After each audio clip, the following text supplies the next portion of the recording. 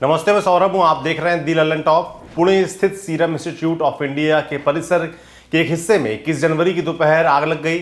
आग एसआईआई के terminal 1 gate के पास लगी है। इस गेट के अंदर की बिल्डिंग में चौथे 5वें फ्लोर तक लपटें उठ रही हैं। आग किस वजह से लगी और कितनी भयंकर है, इस पर अपडेट आना भी बाकी है, लेकिन फायर ब्रिगेड की करीब 15 गाड़ियां आग बुझाने के काम में लगाई गई हैं। एनडीआरएफ की एक टीम मौके पर भी पहुंच गई है। एसआईआई में ही कोविड-19 की वैक्सीन कोविशील्ड का प्रोडक्शन हो रहा है। वही वैक्सीन जो ऑक्सफोर्ड और एस्ट्राजेनेका ने मिलकर डेवलप की है। एसआईआई से ही इस वैक्सीन का प्रोडक्शन कर इसे देश विदेश में सप्लाई किया जा रहा है। भारत में 16 जनवरी से कोविशील्ड से टीकाकरण शुरू भी हो चुका है। इस बीच एसआईआई में आग लगने की खबर ने चिंता पैदा कर दी है, लेकिन फिलहाल थोड़ी राहत भरी बात यह है कि जिस हिस्से में आग लगी है वो वैक्सीन प्रोडक्शन और स्टोरेज की जगह से दूर है। जिस हिस्से में आग लगी है वो एसआईआई का एक नया बना हिस्सा है जो भी अंडर कंस्ट्रक्शन है। वैक्सीन का काम दूसरे हिस्से में चल रहा है। एसआईआई के सीईओ आदर पूनावाला ने इंडिया टुडे से बात करते हुए कहा, अभी हमारा पूरा फोकस इस बात पर है कि बिल्डिंग में जो भी लोग फंसे हैं उन्हें सुरक्षित बाहर निकाला जाए। इसके बाद ही सोचेंगे कि कितना क्या नुकसान हुआ। आखिर में सवाल कि क्या वैक्सीन का काम प्रभावित होगा इससे? जिस बिल्डिंग में आग लगी है वहां से भीषण काला धुआं निकल रहा है। आग की लपटें भी ऊंची हो रही थी, जिस पर फायर ब्रिगेड काबू पाने की कोशिश कर रहा है।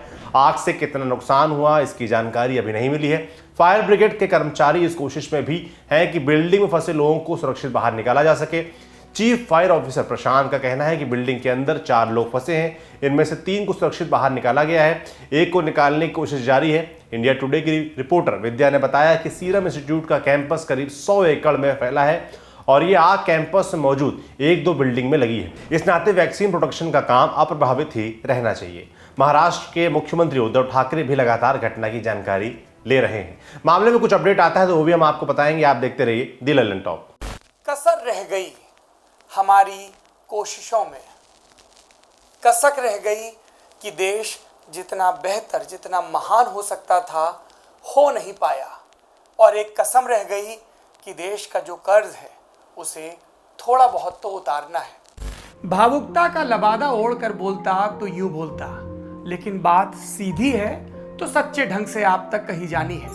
लल्लन टॉप लेकर आया है एक नया प्लेटफॉर्म, तेरा तुझको अर्पण। ये प्लेटफॉर्म उन सब भारतवासियों के लिए है जो भारत से दूर किसी दूसरे देश की जमीन पर हैं, कभी पढ़ाई के लिए, कभी नौकरी के लिए।